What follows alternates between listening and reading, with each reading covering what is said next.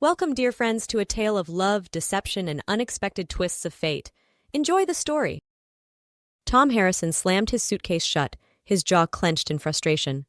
He turned to face his wife, Becky, who lounged on their king-sized bed, scrolling through her phone with disinterest. "That's it, Becky," Tom said, his voice tight with suppressed anger.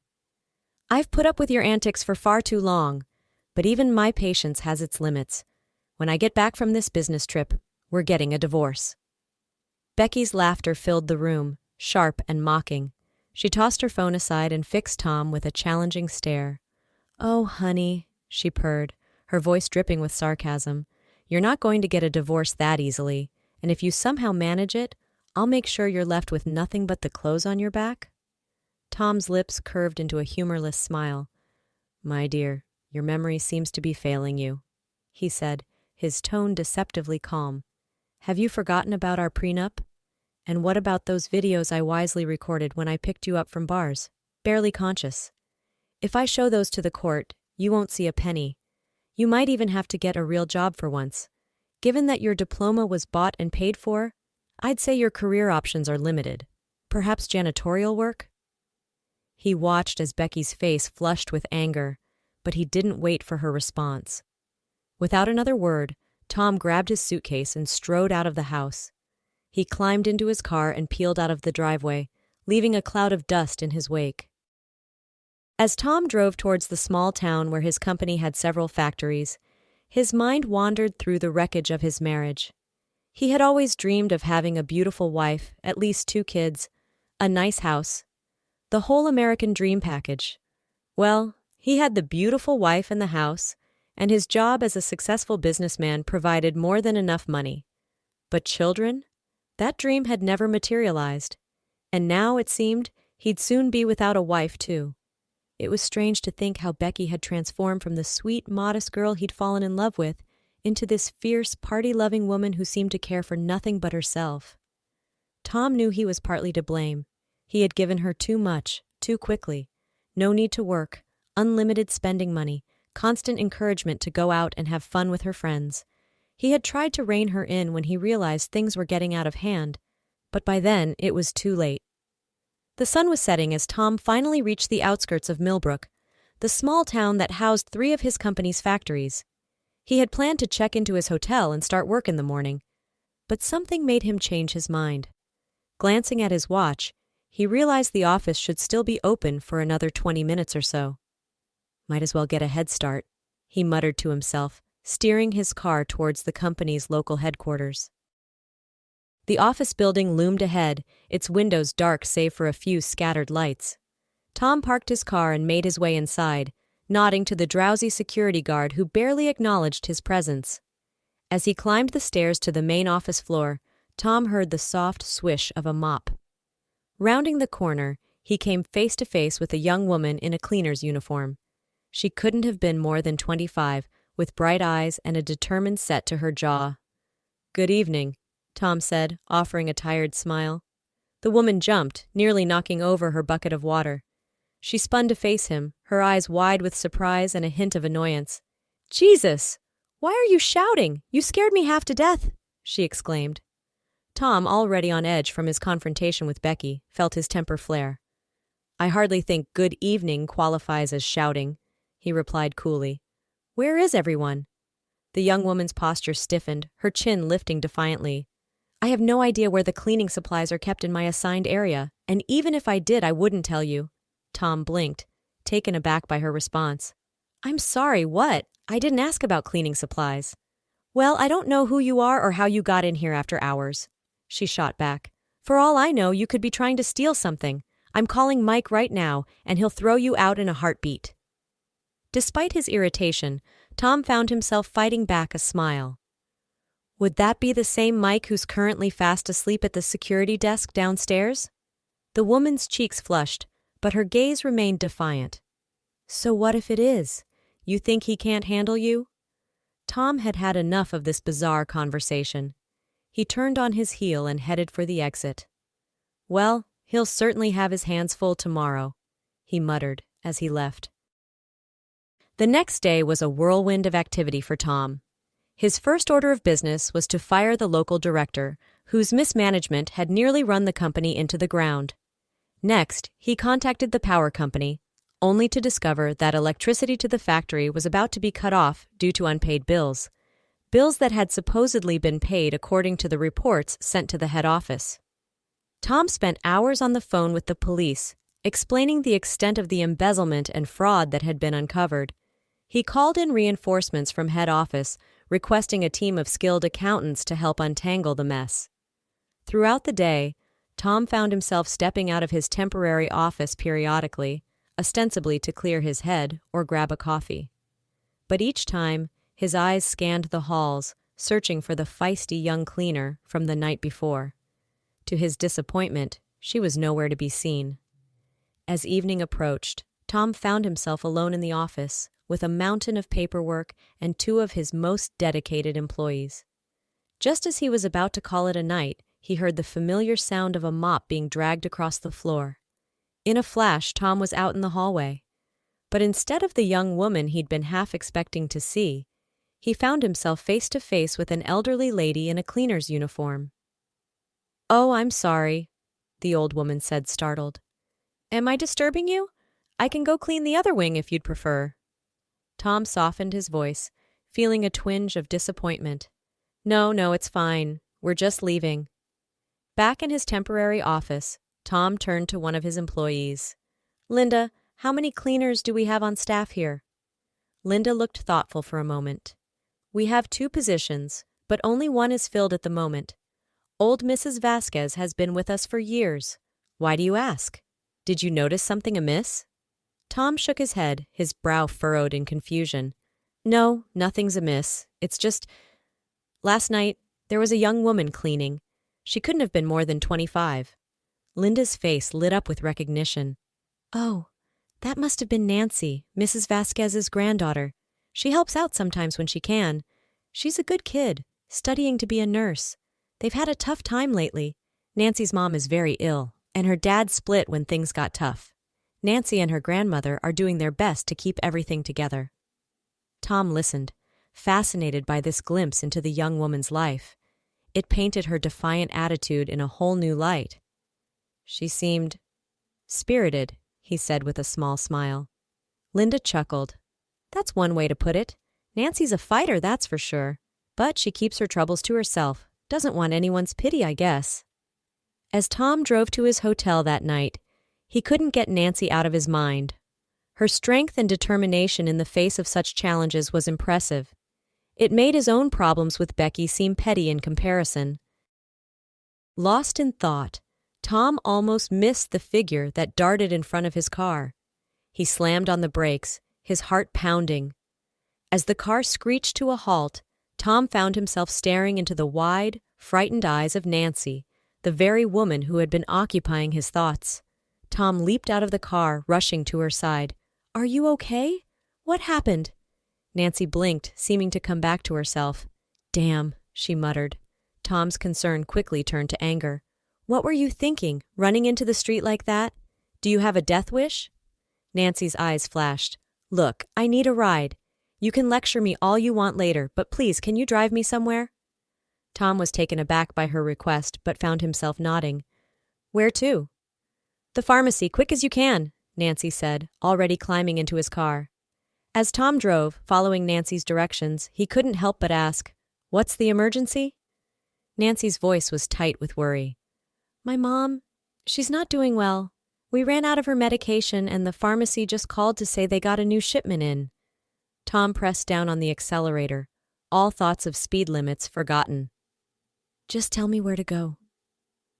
They reached the pharmacy in record time. Nancy dashed inside, returning minutes later with a small paper bag clutched tightly in her hand. "Can you take me back where you picked me up?" she asked, her voice softer now, tinged with gratitude. As they pulled up to a modest duplex, Nancy turned to Tom. "Thank you. I know I was rude earlier at the office and just now. You really saved me tonight." Tom smiled, feeling a warmth spread through his chest. "It's all right. I'm just glad I could help."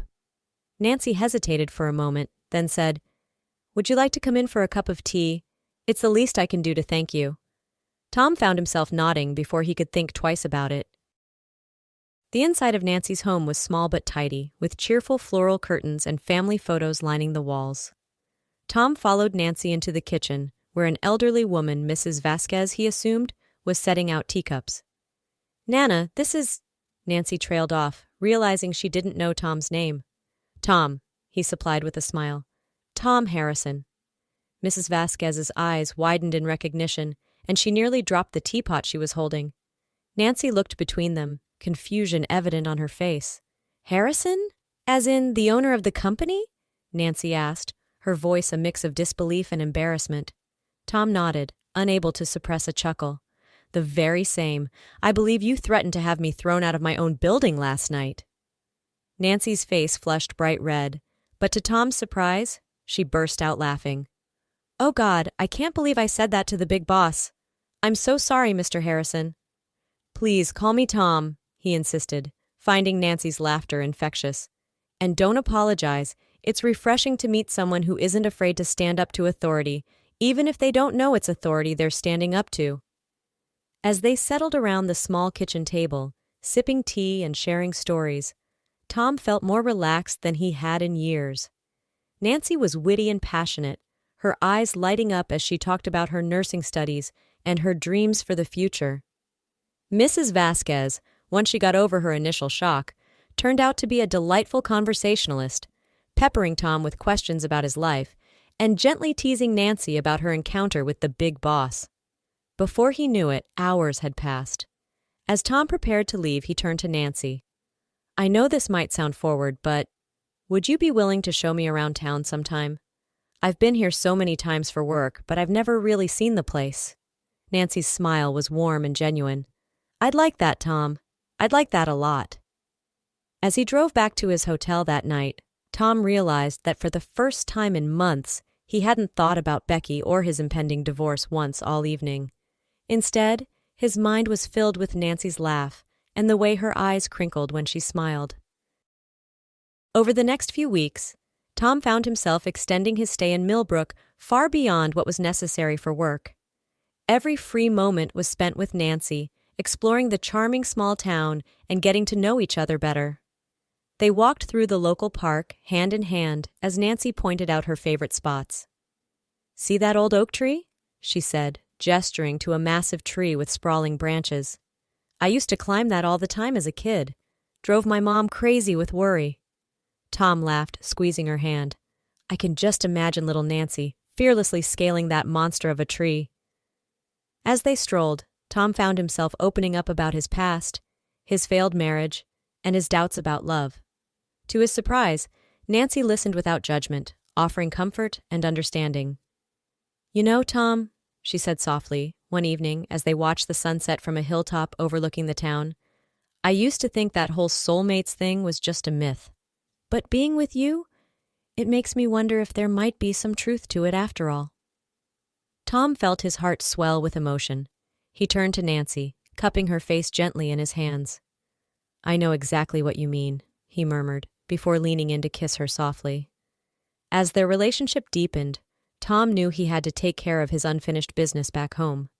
He called his lawyer, instructing him to begin divorce proceedings with Becky. "I should have done this long ago," he told Nancy one day as they picnicked by a lake. "But I'm glad I waited. If I hadn't, I might never have met you." Nancy smiled, but there was a hint of sadness in her eyes. "Are you sure about this, Tom? I don't want to be the reason you end your marriage." Tom shook his head firmly. "You're not the reason, Nancy. My marriage was over long before I met you.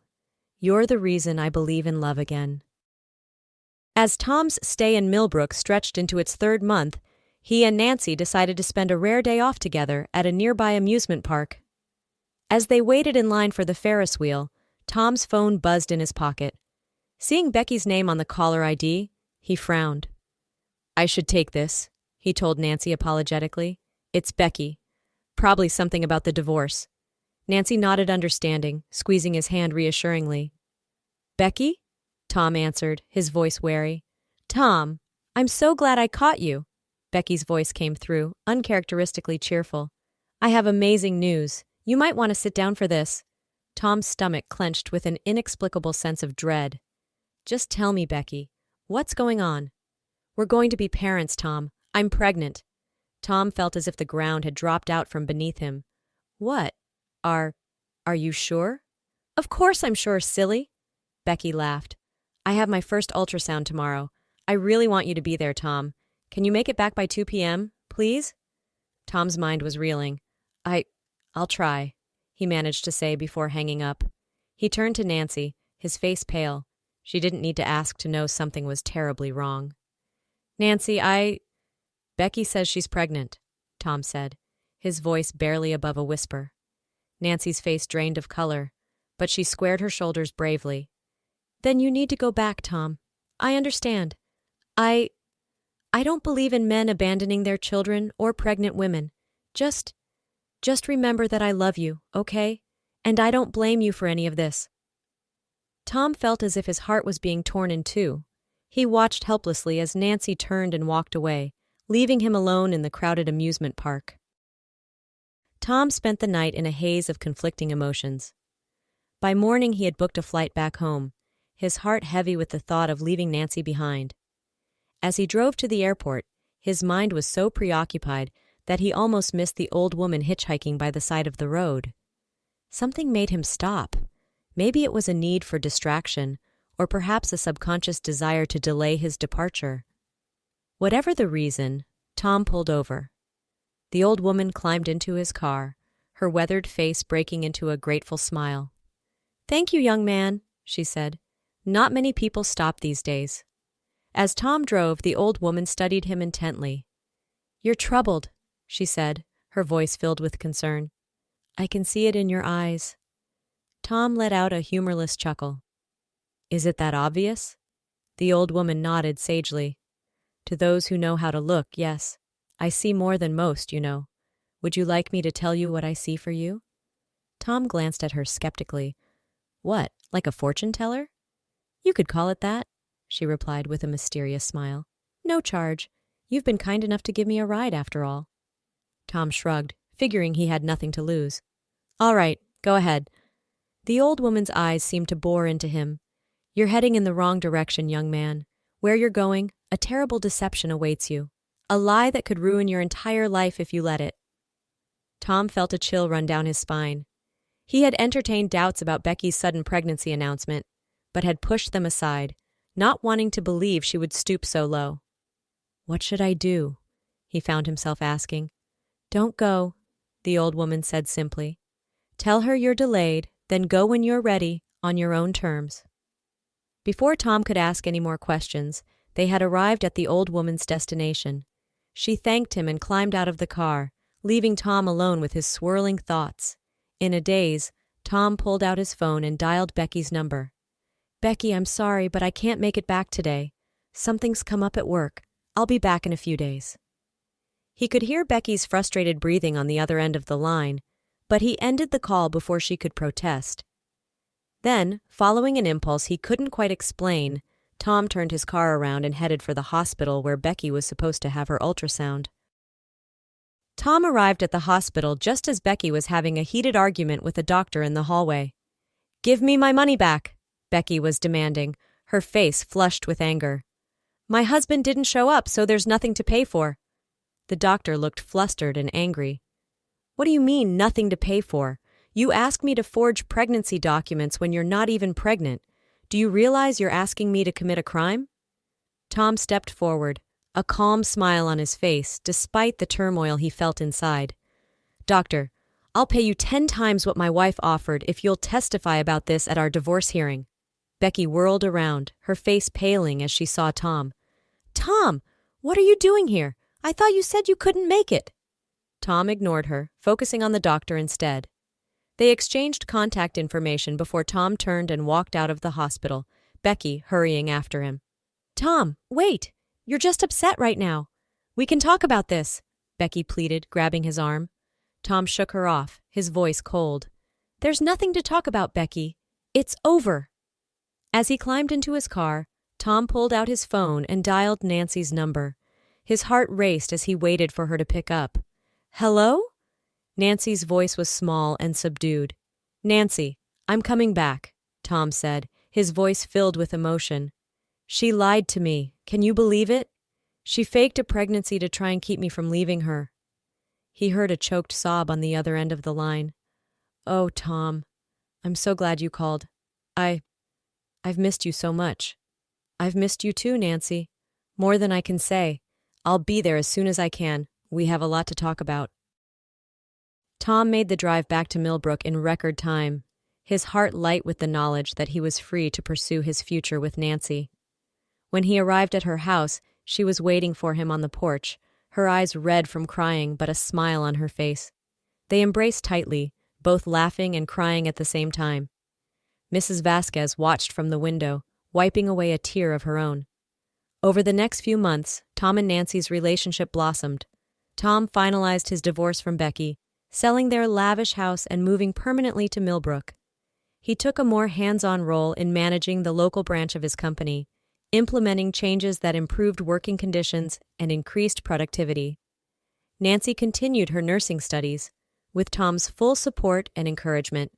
They spent their free time exploring the town, getting to know each other better, and planning for their future together. 1 year after their tumultuous reunion, Tom and Nancy stood in the same doctor's office where Tom had once confronted Becky. But this time, the atmosphere was entirely different. The doctor smiled broadly as he pointed to the ultrasound screen. "Congratulations," he said warmly. "It looks like you're having twins." Tom and Nancy looked at each other, their eyes shining with joy and love. Tom wrapped his arm around Nancy's shoulders, pulling her close. "Twins," he whispered in awe. "Can you believe it?" Nancy laughed, happy tears streaming down her face. "I guess the universe decided to make up for lost time." As they left the doctor's office, hand in hand, Tom marveled at how much his life had changed in just 1 year. He had gone from a loveless marriage and a life that felt empty despite his material success, to finding true love and starting a family with a woman who challenged and inspired him every day. "You know," Nancy said as they walked to their car, "I think that old gypsy woman who gave you a ride that day might have been on to something. It's like the universe conspired to bring us together." Tom chuckled, pulling her close for a kiss. "Well, remind me to thank the universe then, and maybe we should name one of the twins after that old woman just to be safe." Nancy laughed, her eyes twinkling with mischief. "Only if you're prepared to saddle our child with a name like Esmeralda or Mystique." As they drove home, planning nursery designs and debating baby names, Tom felt a sense of peace and happiness he had never known before. He had taken an unexpected detour in life, but it had led him exactly where he was meant to be.